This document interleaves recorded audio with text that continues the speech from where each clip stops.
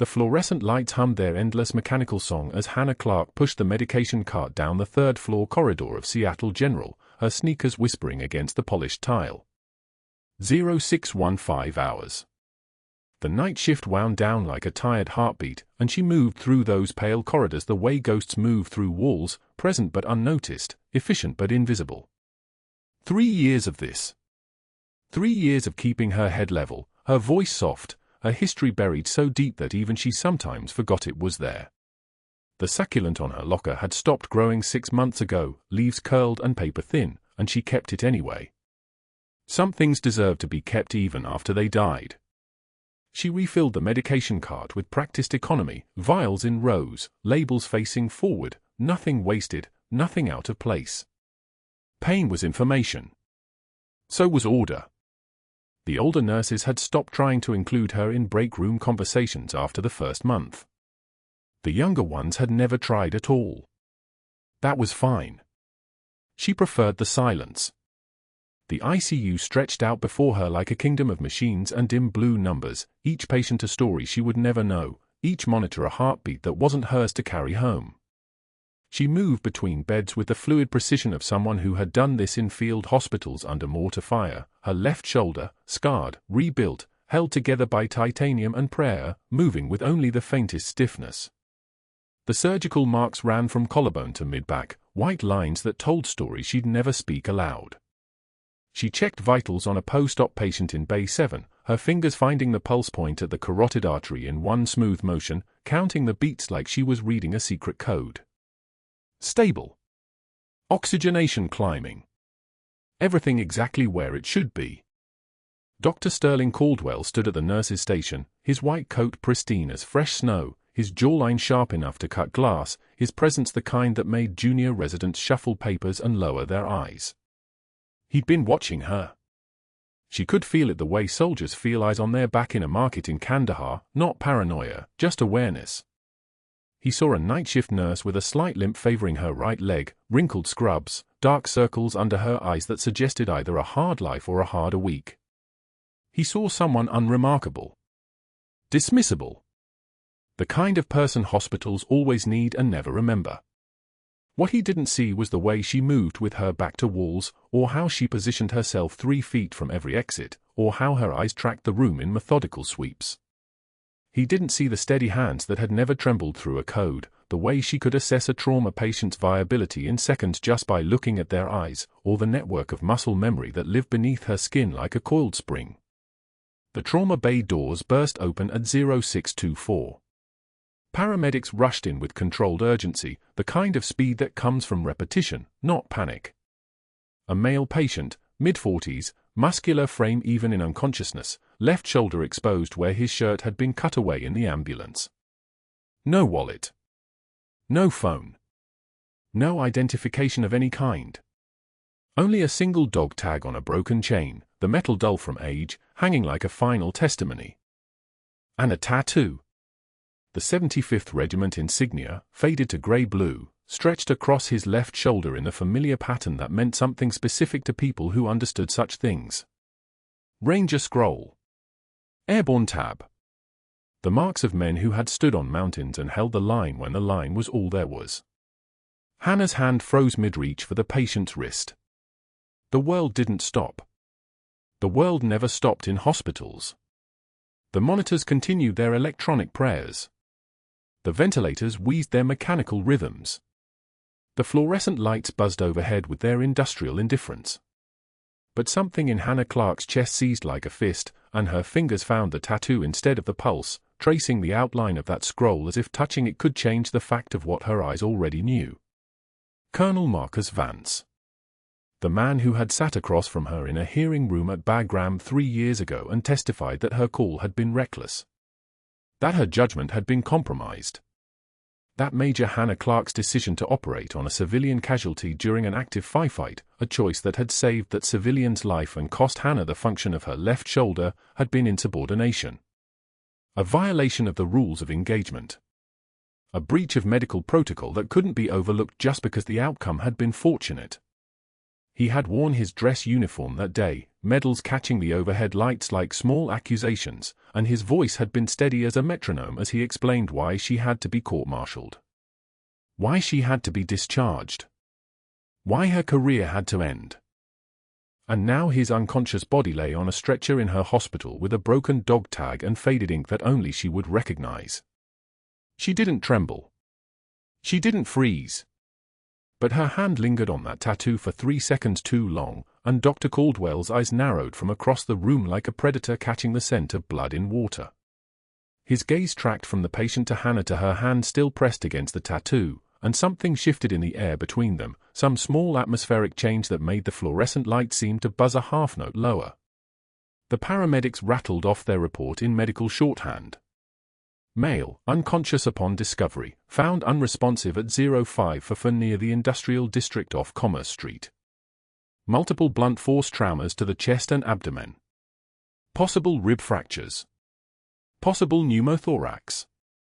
Oxygen saturation holding at 89% on high flow O2, heart rate elevated at 118, blood pressure dropping from 142/88 in the ambulance to 131/79 current. GCS score 8. No signs of responsiveness to pain stimuli. Pupils equal and reactive, but barely. For access established, 2 liters of normal saline running wide open. Dr. Caldwell moved toward the stretcher with the confidence of a man who had never been questioned in his own hospital, and that's when he caught it, the tremor. Not in Hannah's body. She was still as stone. But in her breath. In the way her exhalation caught for just a moment before resuming its measured rhythm. In the way her jaw tightened at the hinge like she was grinding bone to dust between her teeth. Intake assessment, Clarke, Caldwell said, and his voice carried the kind of casual authority that only came from years of knowing your authority wouldn't be challenged. Full workup. Orthopedics consult for the rib fractures. Get him to imaging once the trauma surgeon clears him. Hannah's hand released the tattoo. She stepped back with the smooth efficiency of someone trained to follow orders without question, and her voice when it came was steady as a metronome. Yes, doctor. I'll get the paperwork started. She turned away from the stretcher, her back to both Caldwell and Vance, and that's when she let her shoulders drop for just a fraction of a second, so brief that if anyone had been looking, they might have missed it. But Caldwell was still watching. He saw her hand shake once as she reached for the intake clipboard. He saw her fingers flex and then tighten back to stone. He saw something in her recognition of that tattoo that didn't fit with the ghost of a nurse he'd dismissed every morning for 3 years. The patient intake began its relentless machinery. Someone would need to identify him, eventually. Someone would need to run his dog tag through the system, call his unit, notify next of kin. But for now, he was just an unconscious man with no name, no history, and a tattoo that meant nothing to anyone except the one nurse who had stepped back into the shadows. Caldwell returned to the nurse's station, but his attention remained fractured. He pulled up the trauma log on the computer and started reviewing the initial assessment, his fingers tapping against the desk in a rhythm that suggested his mind was somewhere else entirely. The patient's current vitals. The lack of identification. The dog tag number on the paramedic report, still illegible in the photograph they'd taken. And somewhere in that pattern of observations, he was beginning to formulate a question that would change everything. But that wasn't the worst part. The worst part was that Hannah Clarke already knew what was coming. She had spent 3 years running from her past, and her past had just arrived on a stretcher with a broken chain around its neck. The worst part was that she had spent 3 years becoming someone she wasn't, and the one man who could prove it was lying unconscious in Bay 3, and she had no idea what came next. The fluorescent lights buzzed overhead like fluorescent lights always do, indifferent and relentless, and in the small hours of the morning at Seattle General in Jacksonville, the real story was just beginning to arrive. The ICU room held the electric silence of a family vigil, monitors beeping their steady rhythm, the ventilator wheeze underpinning every breath Colonel Vance didn't take himself. His daughter sat rigid in the visitor's chair, fingers wrapped around a cold coffee cup, eyes fixed on her father's face as if her stare alone could keep him tethered to consciousness. Hannah had been checking the 4 drip when Dr. Caldwell appeared in the doorway, his presence like a pressure change in the room, and his voice when he spoke carried the clinical precision of a blade. Nurse Clarke accessed this patient's chart without authorization, he announced, loud enough for the nurses passing in the hallway to hear. Not a question. A declaration. His eyes found hers with surgical coldness. Perhaps you were looking for something that wasn't your business? Playing detective, clipboard. The daughter's head snapped up. Confusion bloomed across her face. Hannah felt the weight of the moment settle into her shoulders, the kind of weight that comes from knowing exactly what he was doing and understanding there was no clean way to answer. She took one measured breath. Just one. She did not argue. Did not defend. Did not let her voice tremble or her hand shake or her jaw clench visibly. Instead, she turned to face him with eyes that had watched men bleed out in the dirt and held their hands as they died, and in those eyes was a calm that had nothing to do with weakness. A single tear escaped. Not from fear or shame, but from the sheer force of restraint, the effort of containing 3 years of rebuilt life inside a body that wanted to scream. She wiped it away without breaking eye contact. I documented abnormal sedation levels per protocol, doctor, she said, each word measured and precise. The chart is available for your review. The daughter shifted, uncomfortable. Caldwell's jaw tightened, just barely, just enough for Hannah to see that her refusal to break had cost him something. He had wanted her to crumble. That was the real objective here. Not patient safety. Not protocol violations. He wanted to watch her come apart. We're done here, he said quietly, and left. Hannah finished checking the 4 with hands that moved like they always moved, steady, competent, utterly mechanical. The daughter watched her with new uncertainty, the sharp dismissal of a superior officer having planted seeds of doubt. Hannah didn't explain. Explanations were invitations to more questions, more scrutiny, more of Caldwell's knife work. She simply documented her findings in the chart, vitals, fluid intake, medication reactions, and moved to the next room. But that wasn't the worst part. At lunch, Hannah carried her lunch container to the break room, the sad desk salad inside wrapped in plastic, an apple, a bottle of water with a crease in the label from being refilled too many times. The room was full of nurses gathered in clusters, the soft explosion of conversation that happens when people let their guard down. For exactly 3 seconds, she existed in the space between the door and the table. Then someone glanced up. Saw her. And the break room began to empty. Not dramatically. Not with obvious exodus. It was worse than that. It was the slow, methodical withdrawal of people who had already made a calculation. Rodriguez gathered her yogurt and a fork. Miller grabbed his energy drink. The per diem nurses who worked multiple hospitals and didn't know the office politics stood and followed the exodus without understanding why.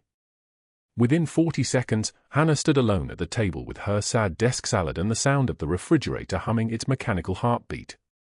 She sat down anyway. Opened the container.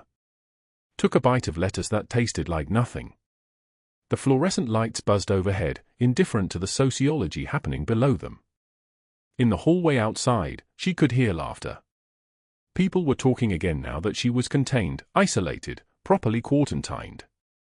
Hannah chewed. Swallowed. Took another bite. Her hands did not shake. Her chest did not heave. The only thing that moved was her jaw, or methodical, robotic, the practice motion of someone performing the act of eating because stopping would mean acknowledging that she had been chosen for exile. 15 minutes later, she threw the remaining salad away and went back to work. By evening, the formal notice appeared on the unit board, the place where all staff read updates, shift changes, and announcements about mandatory training. It hung there like a public execution order, printed on official hospital letterhead with the hospital logo at the top and Hannah's name in the subject line.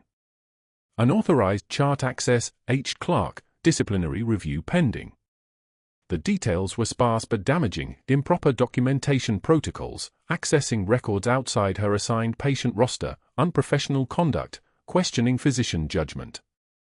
Caldwell had made sure it was there before the shift change. Maximum visibility. Maximum humiliation.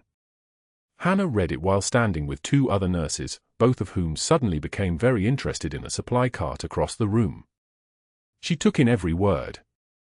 Did not move her face. Did not react. Just read it the way someone reads a death certificate, with the grim acknowledgement that something has ended and no amount of wishing changes the fact. He found her in the medication room afterward, her hands moving through the familiar choreography of restocking, her eyes on the shelf in front of her. Caldwell moved with the quiet confidence of a man holding a winning hand. "Night shift starts tomorrow, Clarke," he said, his voice low enough that only she could hear. "You're restricted from ICU room 4. Completely off that care team. I'm recommending your transfer to the Riverside Satellite Clinic, effective immediately." Riverside was 35 minutes south. It was the clinic where Seattle General sent the overflow, the administrative burden, the people who needed to disappear quietly. It was the place careers went to die in slow motion. Hannah set down the 4 bags she was holding. Turned to face him. And in that moment, something shifted in her expression, not anger, not fear, but the settling of a person who had already survived the worst that war and circumstance could offer and found that institutional cruelty operated by completely different rules. She met his eyes with quiet dignity. Took one measured breath. And when she spoke, her voice carried the weight of someone who knew exactly what he had done and was offering him one final chance to examine himself. "I hope your conscience keeps better records than your medication logs, Doctor." The words hung in the medication room like a weapon laid on a table. Caldwell's face went pale, not from anger, but from the realization that she knew. She had seen the discrepancies in the sedation records, the medication orders that didn't match the patient's injuries, the pattern of drug administration that made no clinical sense. And she had said it out loud. Not as an accusation, but as a prophecy. He left without another word. Hannah stood alone among the 4 bags and saline drips and all the tools of healing that Caldwell was poisoning from within. Her hands trembled now, but not from fear. The trembling was restraint. The trembling was the effort of containing every furious thing she wanted to say, every accusation she wanted to level, every piece of evidence she wanted to drag into the light. She pressed her palms flat against the counter and waited for her body to remember how to be still. 3 hours after she had identified the Ranger tattoo on Colonel Vance's shoulder, after she had touched the faded insignia with trembling fingers in the trauma bay, after she had whispered his name to Dr. Caldwell in the sterile environment of medical protocol, the hospital operator paged the doctor. His extension lit up on the unit phone. One of the residents answered it. "Dr. Caldwell, line 1. Says it's the Pentagon." The color drained from Caldwell's face. Through the glass walls of the ICU, nurses watched him walk to the phone in his office, watched him close the door, watched him take the call with his jaw clenched so tight it looked like his face might crack. Whatever was said in that conversation changed something fundamental in the air around Seattle General. Hannah could feel it, that pressure shift that happens when institutional authority collides with something larger than itself. The call lasted 3 minutes. When Caldwell emerged, he moved with the calculated precision of someone performing damage control. His next actions were not rage. They were strategy. They were competent. He reassigned Hannah's primary patients with the efficiency of chess moves. "Miller, take Mr. Patterson. Rodriguez, you've got the post-surgical on bed 7. Chen, assume Clarke's med passes for the afternoon, protocol change." Each reassignment was documented in the system with notations about optimizing staff allocation and ensuring continuity of care. Nothing that looked like retaliation. Everything that felt like erasure. Hannah watched from the medication room as her schedule was systematically dismantled. By the time Caldwell reached Sharon, the head nurse, the decision had already been made. "She's off the ICU floor," he told Sharon quietly, his voice calm and professional. "Move her to General MedSurg for the remainder of her shifts." Administrative decision. "I'll handle the paperwork." Sharon's expression was apologetic when she found Hannah 20 minutes later. "He's got you reassigned. General MedSurg starting tomorrow." "I'm sorry. I don't have a choice in this." Hannah nodded once. No argument. No questions. Just acceptance. That night, during the final hours of her shift, she passed Caldwell's office. The door was open. Colonel Vance's chart lay on his desk, papers fanned across the surface in the way of someone reviewing evidence. Hannah glimpsed the sedation records, medication logs that made no clinical sense for a patient with penetrating torso trauma. Verse dosages that exceeded protocol by 40%. Propofol drips maintained at levels that suggested the goal was not anesthesia but something closer to a chemical erasure. She did not stop. Did not read further. Did not need to. In the parking lot at shift change, Hannah sat in her car with the headlights off, her hands on the steering wheel, staring at the cracked photograph tucked into her sun visor. 12 faces in tan desert camouflage, taken at FOB Shank before the siege at Sanjin Valley. Half of them were gone now. Not discharged. Not transferred to other units. Gone. The Ranger insignia was visible on their shoulder patches, 75th Regiment, just like the tattoo she had traced in the trauma bay, just like the unit insignia that had destroyed her. She did not know that in 3 hours, Colonel Marcus Vance would crash during a shift change. She did not know that Caldwell had already begun making calls to administration, requesting her immediate transfer to Riverside. She did not know that the Pentagon was not done with this story, that her act of recognition had triggered something far larger than office politics and professional revenge.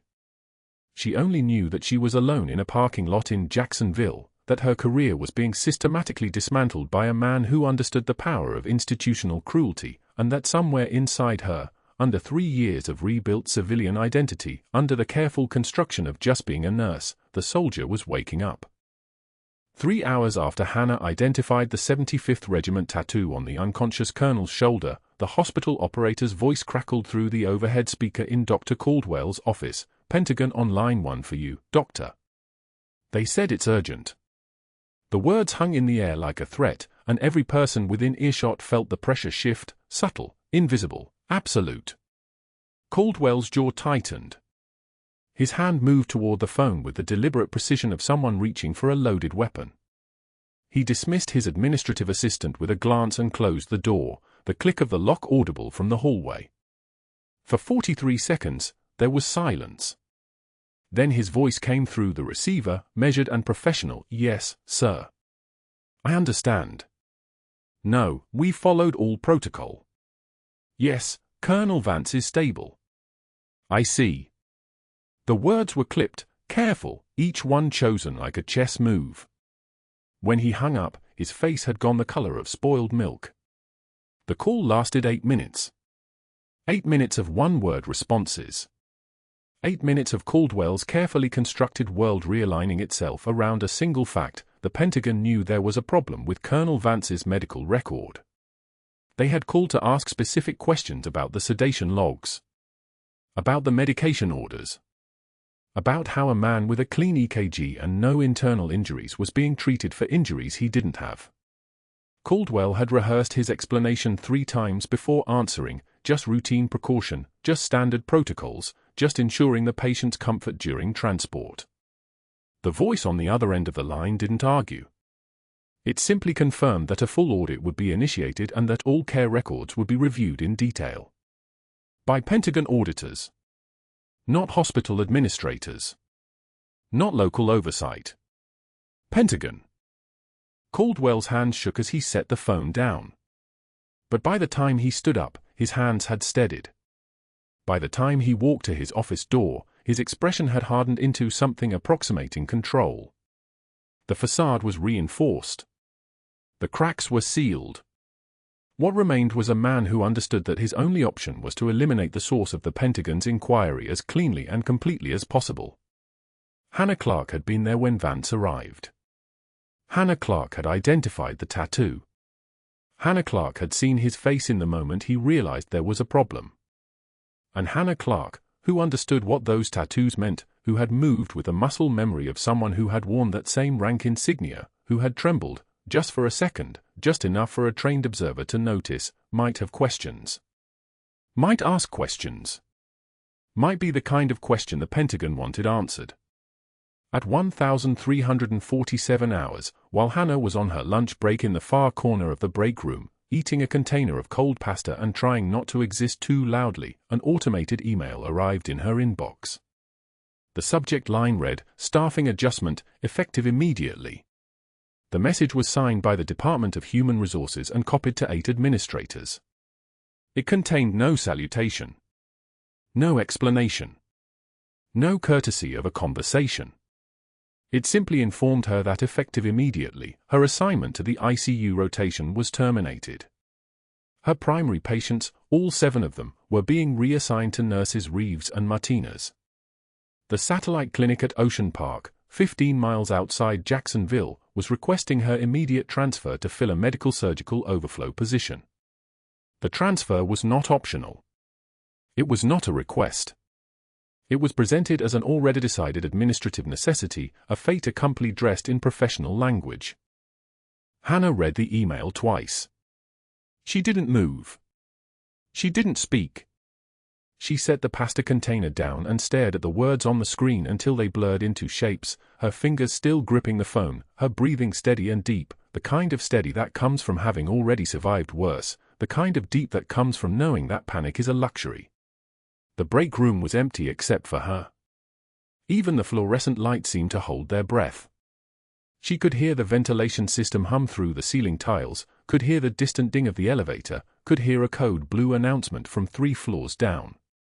But what she heard most clearly was the absence of courtesy. The absence of professional respect. The absence of anything that suggested she was anything more than a problem to be disposed of. Caldwell had moved fast. Faster than institutional processes normally allowed. Which meant he had made phone calls. Which meant someone in administration owed him favors. Which meant the machinery was already in motion. By the time Hannah finished her shift at 1900 hours, she would have been removed from the ICU staff schedule entirely. Her badge access would be reprogrammed. Her locker assignment would be changed. The satellite clinic didn't even know she was coming yet. Caldwell had requested her transfer, and it was being processed as a fait accompli, a done deal before anyone bothered to inform the receiving facility. 3 hours after a Pentagon call, Major Clarke had been systematically excised from the ICU like a surgical team removing infected tissue. What Caldwell didn't calculate was that Hannah had already seen the email. That she had already understood what it meant. That she had already heard, from a code blue announcement that included the ICU bay number, exactly which patient was crashing. The elevator doors slid open at 1917 hours, and Hannah stepped out onto the 4th floor, her scrub still damp from the afternoon shift, her badge still granting access to the corridors, access that would be revoked in approximately 43 minutes, when the system updated. She had 43 minutes to be where she wasn't supposed to be. She had 43 minutes before the machinery Caldwell had set in motion would lock her out completely. She had 43 minutes to make a choice about who she was going to be when the lights went out. The monitor's alarm reached her before she reached the ICU doors. A sound like a smoke detector screaming, like the end of everything, like the alarms in a field hospital in Bagram when mortar fire hit the generator and the backup systems kicked in and someone was bleeding out on a litter and there were 17 people in the bay and only one person who knew how to stop the bleeding. The sound made her hands move. Made her feet move. Made the soldier beneath the nurse surface rise up like something ancient and automatic. A nurse in green scrub stood blocking the ICU entrance, arms crossed, expression apologetic but firm. "You're not assigned to ICU, Hannah." Dr. Caldwell was very clear. Hannah met her eyes and said nothing. She simply moved forward, and the other nurse, recognizing something in that movement, something that had nothing to do with hospital policy, stepped aside. Inside the ICU, chaos had the shape of controlled panic. Code blue protocol, 2 physicians leaning over the bed, a respiratory therapist bagging with fierce concentration, 3 nurses managing lines and pushing medications, the monitor displaying a rhythm that didn't look like life. Tension pneumothorax, Hannah thought immediately, seeing the way Colonel Vance's chest wasn't rising evenly, the way his blood pressure had collapsed to nothing, the way his pupils were fixed and dilated. Internal hemorrhage. Maybe both. The kind of injuries a man doesn't have unless someone wanted him to have them.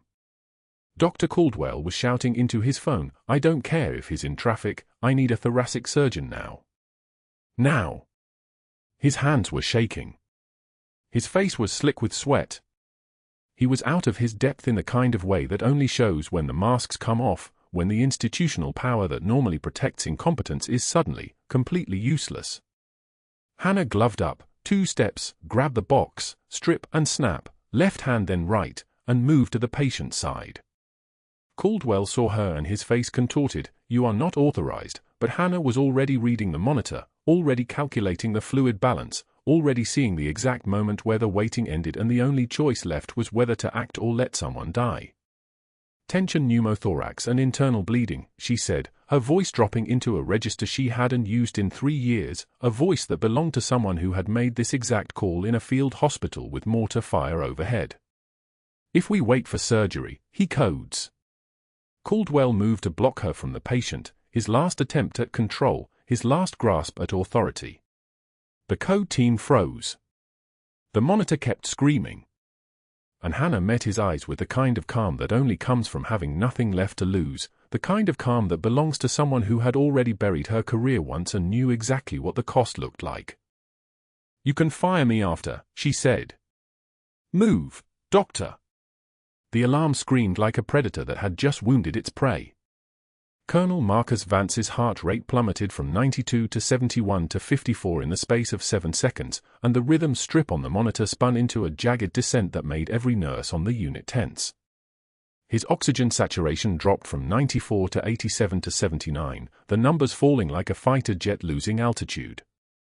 Hannah was 2 floors down on MedSurg when the overhead intercom crackled, "Code blue, ICU, bed 4. She knew. The way her body recognized the call before her conscious mind caught up told her everything. 3 years of civilian nursing, 3 years of pretending to be someone else, and her hands knew that voice like a combat anthem. She moved toward the stairs, muscle memory overriding 3 years of careful distance. The backup call came through, thoracic emergency, all available personnel to ICU, and Hannah heard the tremor in the charge nurse's voice. Cardiac compromise. Possible pneumothorax. The words landed like shrapnel. The ICU doors burst open just as Dr. Caldwell sprinted toward the crash cart, his white coat flapping like the wings of something desperate and failing. The chest X-ray was already up on the monitor, a tension pneumothorax was collapsing Vance's right lung, pushing his heart against his ribs, and every compression cycle was making it worse. Caldwell's voice cracked across the unit, "Where's the thoracic surgeon?" His hands were already moving, already making decisions, but his eyes betrayed the calculation. He needed someone who could open a chest cavity in the next 90 seconds. The phone call came through on the unit line. Hannah heard it from the hallway, heard the administrative assistant's tight voice, "Thoracic is at Mount Sinai, Grace. 37 minutes out. 40 minutes. Vance had maybe 5 before his heart stopped entirely. The oxygen saturation hit 72. Then 68. The monitor's rhythm was becoming chaotic, his heart was fibrillating, trying to work around the pressure that was crushing it. Hannah pushed through the ICU doors. Her hands were steady. Her breathing was steady. Everything about her was a weapon that had been sheathed for 3 years and was now, finally, being unsheathed. A nurse, Jennifer, from night shift, a good nurse with 2 years of experience and absolutely no idea what was about to happen, stepped directly into Hannah's path. Dr. Caldwell said, "Nobody in. You're restricted." Hannah looked at her. Just looked. The kind of look that comes from someone who has held dying soldiers in their hands while artillery exploded overhead. Jennifer's face went pale. "Move," Hannah said. It wasn't a request. It was a command that had been given in a dozen field hospitals across Afghanistan, a voice that had overridden the roar of helicopters and the screaming of men in shock. Jennifer moved. Vance's chest was already exposed. A resident was performing chest compressions with the jerky, desperate rhythm of someone who knew he was losing. Caldwell stood at the head of the bed, jaw clenched, calculating the impossible math of a patient in cardiac arrest with no surgeon available. The room smelled like antiseptic and adrenaline and the sharp metallic tang of blood. The ventilator wheezed its mechanical rhythm, a sound that had become as familiar to Hannah as her own heartbeat. She didn't ask permission. She didn't speak. She simply picked up the scalpel from the crash cart tray, and her hands moved like they were being operated by someone else, someone from another life. The blade touched skin just below his left rib cage, and the motion was so fluid, so practiced, that the resident stepped back without being told. Major Clarke moved in his place. The incision split open in a clean line, a field thoracotomy, the same procedure she had performed 14 times in a 12-hour siege at Bagram Air Base, bleeding from shrapnel wounds in her own shoulder, while mortar fire turned the FOB's perimeter into a hellscape of dust and noise. Her left hand was already reaching for the rib spreader. The metal was cold. Clinical. Perfect. She opened the chest cavity with the precision of someone who had done this while the ground was shaking, while people were dying on adjacent cots, while the only light was the red of emergency flares. Clamp. Retractor. Suction here. Her voice was command-level calm. Not a question. Not a request. The assisting nurses moved like they had rehearsed this 1,000 times, even though this was the first time any of them had ever heard Clarke give an order. Her voice had dropped an octave. The timid nurse from night shift, the one who accepted insults in silence and kept her eyes down, had been replaced by someone whose presence made the air pressure change. Blood pooled in the thoracic cavity. She worked through it. Her fingers found the hemorrhaging vessel. The left pulmonary artery was torn, bleeding into the pericardium, drowning the heart. She clamped it with a satin sky clamp, precise as a surgeon who had performed this under mortar fire. The bleeding slowed. Then stopped. Her other hand was already prepping the repair, using a 5-0 proline suture, needle movements so steady they seemed impossible. Vance's oxygen saturation was still dropping, now 65, now 60, but the monitor's chaotic rhythm was beginning to slow, beginning to organize itself around her hands, around the certainty of her movements. "Push 1 milligram epi," she said. The resident complied immediately. Her hands closed the vessel. Once. Twice. Perfect knots. The kind of knots that don't fail when a man's life depends on them. His oxygen saturation climbed. 62, 68. 74, his heart rate stabilized into a weak but recognizable rhythm. Sinus rhythm. His blood pressure was climbing back from the abyss, 72/40, then 78/42, then 84/48. Viable. Not good, but viable. Hannah stepped back from the bedside, her uniform soaked in blood from her neck to her waist, her hands still perfectly steady, her breathing unchanged. Dr. Caldwell's face had drained of all color. He looked like a man watching his entire world collapse. The thoracic surgeon rushed through the ICU doors. ETA had been wrong. He'd scrambled a helicopter transport, arrived in 23 minutes instead of 37, and he stopped dead when he saw the open chest, the repaired artery, the monitor showing a stable cardiac rhythm. "Who did this?" he asked. Nobody spoke. The room had gone silent with the kind of silence that comes after someone has done something impossible. The fluorescent lights buzzed overhead like mechanical wasps. The ventilator wheezed. Vance's chest rose and fell with mechanical precision. "I did," Hannah said. Her voice was quiet. It didn't need to be loud. Caldwell's eyes found hers, and in that moment she saw it, the calculation shifting, the realization that he had made a mistake. That he had tried to sideline the one person in this hospital who could have saved this patient's life. That the Pentagon's phone call, the one he had answered with such confidence, the one that had made him believe he had leverage, had been about investigating him all along. Within the hour, security escorted her from the building. Not the respectful kind of security that works with you to transition your shift. The other kind. The kind that makes a statement. Caldwell stood in the administrative hallway outside Human Resources, his arms crossed, his attorney beside him like a vulture sensing weakness. His voice was professional now, clipped and controlled, but she could hear the rage underneath it like an engine about to explode. Unauthorized procedure. Direct insubordination. Breach of restricted access. Your credentials are suspended effective immediately. Your locker has been cleared. He gestured to a security officer holding a cardboard box. Hannah took it without speaking. Inside was a cracked ceramic mug with a faded Army Nurse Corps logo that she had kept in her locker for 3 years, a dying succulent with brown leaves that she had watered every Tuesday like some kind of ritual, and the folded photograph of her unit that she had kept hidden beneath her spare scrubs, 14 faces, all of them younger than they should have been, all of them smiling at Bagram Air Base before everything changed. She walked through the Seattle General lobby past former colleagues who had suddenly become strangers. Nobody made eye contact. Nobody spoke. The rain began the moment she pushed through the glass doors into the Jacksonville night, heavy and relentless, the kind of rain that sounds like applause when it hits the pavement. She set the cardboard box on a bus stop bench and stared at it, soaked through, her bloody scrubs clinging to her skin like a second skin made of failure. 3 years.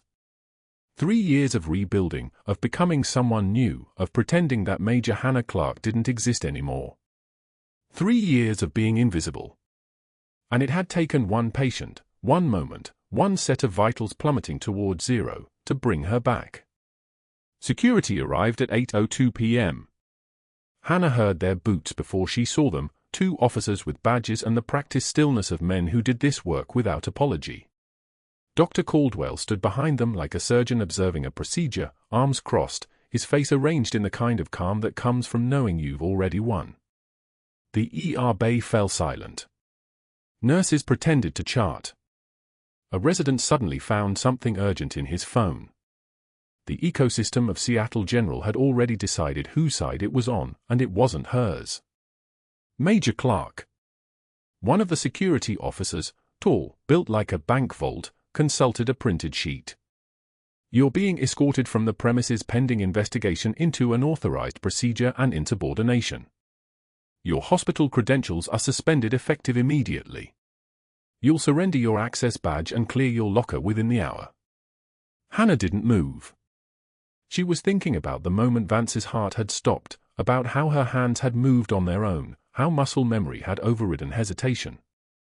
She was thinking about the thoracotomy tray and the scalpel and the way his rhythm had returned like a second chance she hadn't asked for. And she was thinking about how it had taken exactly 43 minutes for Dr. Caldwell to transform that moment of salvation into a reason for her removal. I understand, she said quietly. Caldwell stepped forward, his expression arranged with surgical precision. You violated multiple protocols. Unauthorized access to the patient's chart. Entered a restricted zone. Performed an invasive procedure without authorization. This isn't punishment, Major, this is liability management. Hannah met his eyes. She'd been dismissed by better men than this. Men who'd actually earned the right to look disappointed. She turned toward the locker room without responding. Caldwell smiled, a thin, sharp thing that suggested he'd expected her to argue, to break, to give him the satisfaction of her resistance. Instead, she simply walked. And in that moment, she understood, his power was performance.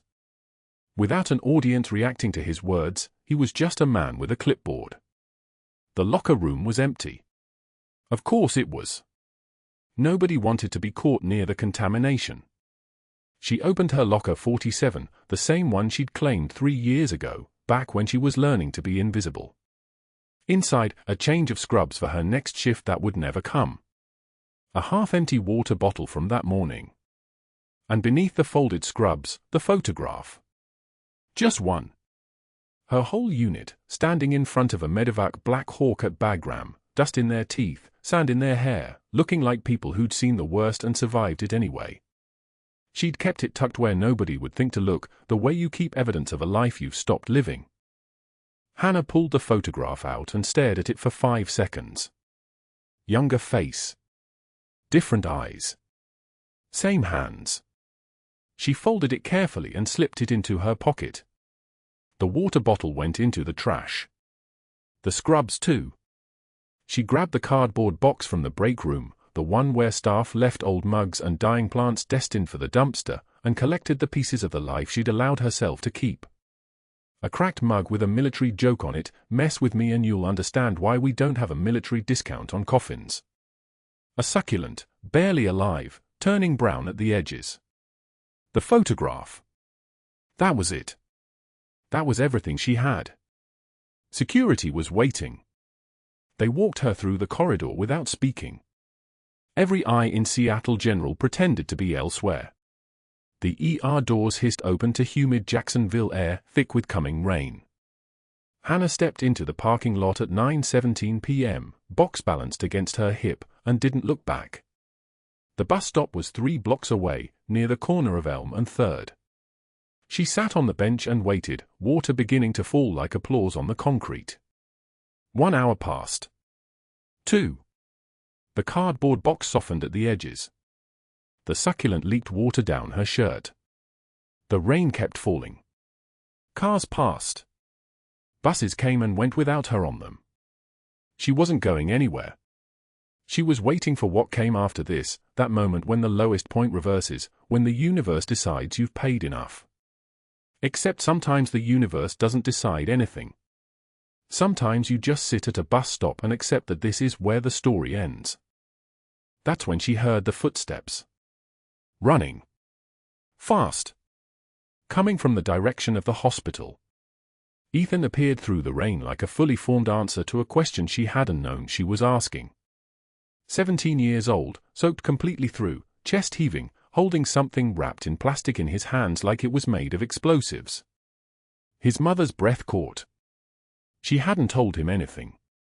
She'd been careful about that for 3 years, careful not to let him know who she'd been, what she'd done, what she'd given up. "Mom," he said, and his voice sounded like her voice, which meant it sounded like his father's voice, which meant it sounded like strength under pressure. "They need to see these." He opened the plastic with trembling fingers, not fear, Hannah understood. Restraint. The trembling was restraint. Inside was a shadow box. And inside the shadow box, arranged in perfect military fashion, were 5 medals. Bronze Star with Valor. Purple Heart. Combat Medical Badge. Meritorious Service Medal. And beneath them, folded precisely, a discharge commendation from the Department of Defense. Hannah's hands moved to her mouth. She hadn't cried in 3 years. She didn't cry now. She just looked at her son, really looked at him, and understood that he'd been watching her the entire time. "Come on," Ethan said. He pulled her up from the bench, box and all. They walked back toward the hospital, rain soaking them both, her son carrying his mother's medals like he was carrying the resurrection of something she'd thought was buried. The automatic doors of Seattle General opened in front of them like a mouth ready to swallow her whole. The administrator's office was on the 4th floor. Dr. Caldwell was there with his attorney, a thin woman with a shark smile and a briefcase that probably cost more than Hannah's car. They both looked up as Ethan walked in, water pooling around his shoes, and set the shadow box on the administrator's desk like he was setting down a weapon. Major Hannah Clarke, the administrator read, her voice becoming smaller with each word. Army Nurse Corps. 75th Ranger Regiment. 2 tours. Bagram Air Base.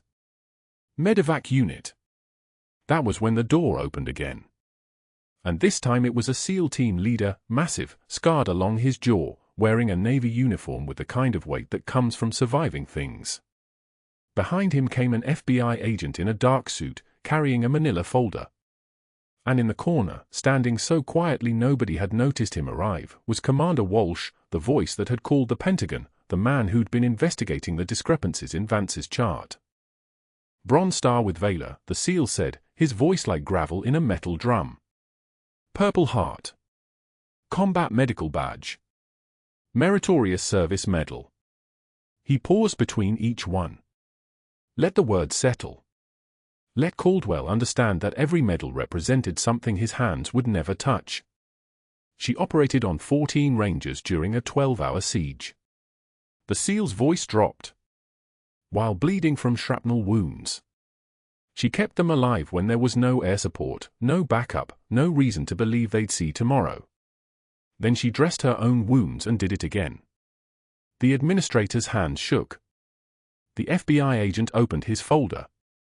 Documents spread across the desk like a crime scene: Caldwell's medication logs with forged signatures, inventory records that didn't match shift patterns, falsified charts with handwriting analysis overlays proving systematic discrepancies.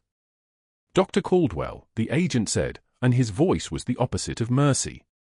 "During our investigation into Colonel Vance's care, we discovered something interesting. The Pentagon's phone call 3 hours ago wasn't just about the Colonel's treatment. It was about you." Caldwell stood. His attorney placed a hand on his arm. He ignored it. "I want my lawyer present for any questions," he said, but his voice had changed. It sounded thin, like something filled with helium that was escaping. "You don't understand," the agent continued. "This isn't an interview. This is a notification. The pharmaceutical discrepancies you created while requiring Major Clarke to be suspended from duty were a direct result of her chart review. She documented the medication irregularities, the sedation protocols that didn't match Colonel Vance's injuries, the fentanyl orders that didn't correlate to patient counts." The agent pulled out another page. A timeline. Caldwell's name appeared 47 times. 14 months, the agent said flatly. 14 months of systematic diversion. 14 months of patients sedated beyond protocol so you could justify medication orders.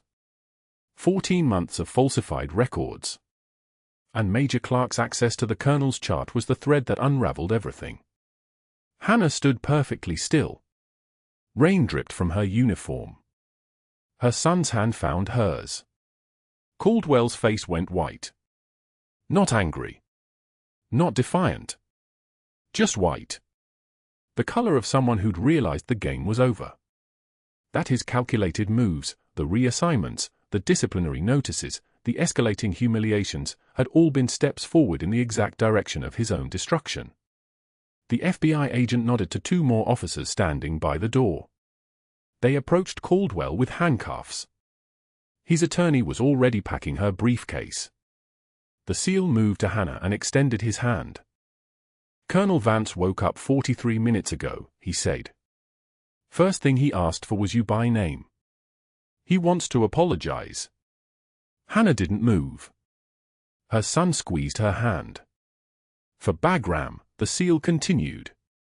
"For the court-martial. For 3 years of not knowing who saved his life last night. For all the time between." The world felt like it was held in suspension.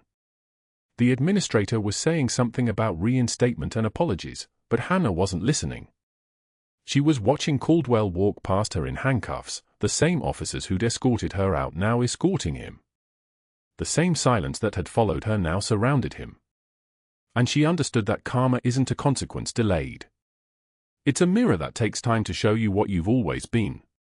6 months later, Hannah stood in her dress uniform, Class A coat with decorations, trousers crisp as paper, at the reopening of the Seattle General Military Liaison Clinic.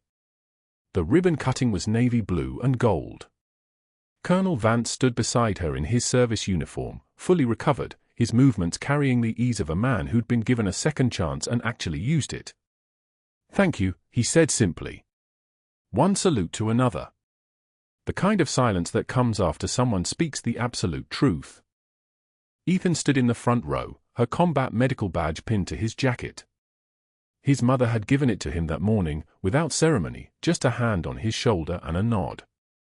He wore it like he was carrying her history into a future she'd finally accepted. The flag rose against a clear Jacksonville sky. Hannah watched it climb, her son's hand warm in hers, feeling the weight of 3 years of silence finally lift. She thought about Caldwell sitting at his folding table in the strip mall, between a nail salon and a tax service, his medical license gone, his reputation scattered like sand. She thought about Dr. Pierce, who'd written the write-ups, and Nurse Hendricks, who'd walked out of the break room. She thought about everyone who'd chosen the path of least resistance. And she understood, true class isn't what you do when everyone's watching. True class is what you do when the lights go out. When nobody's there. When you could disappear and nobody would know the difference. That's when you decide who you actually are. At the reception, a young nurse approached nervously. Major Clarke, I was in the break room that day. I'm sorry I walked out. Hannah touched her shoulder gently. You're here now. That's what matters. As the sun set over Jacksonville, Hannah stood alone at the clinic window in her dress uniform, looking at her reflection in the glass. For 3 years, she'd been invisible. For 3 years, she believed that was the price of safety. But standing there, seeing herself in blue, seeing the medals on her chest, she understood something different. Invisibility isn't safety. Invisibility is just invisibility. And some people are worth finding. Some lives are worth living out loud. She pressed her hand against the window and whispered to the reflection, true class is what you do when the lights go out. Then she smiled. And for the first time in 3 years, the lights were finally back on. If Hannah's courage inspired you, if her quiet strength moved you, please subscribe to our channel. Like this video and tell us, have you ever been underestimated by someone who didn't know your true value? Share your story in the comments. We're listening.